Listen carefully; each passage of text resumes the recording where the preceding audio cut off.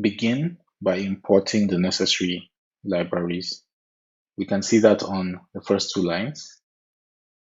These libraries will let us address the onboard LEDs. Unlike other Arduino boards, you're going to have to use the Wi-Fi library, which is here on line 1, to address the LEDs. Now, lines 4, 5, and 6 let us define the pin numbers for the red LED, the green LED, and the blue LED. And these are pins 25, 26, and 27 on this particular MKR board. Now, on line 7, we define a variable called counter, and we set it to 0. We need to specify a type, and in this case, our type is a byte.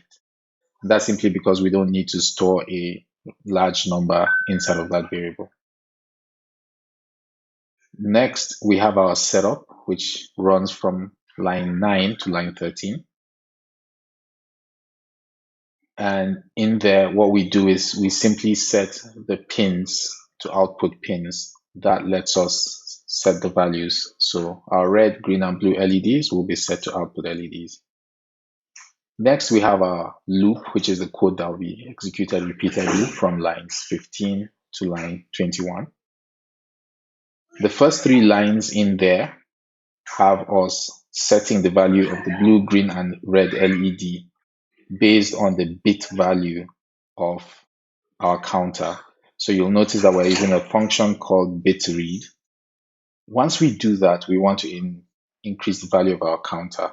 So we do that on line 19. And what we simply say is if the value of counter is greater than 6, then we set counter back to 0.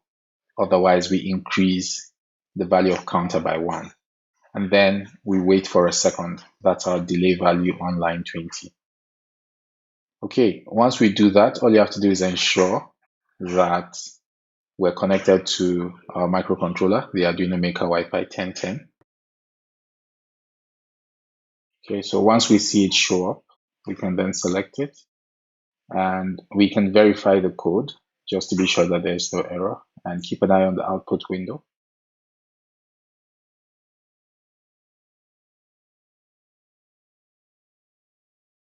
Okay, and so it's done compiling, and then we can upload to our microcontroller.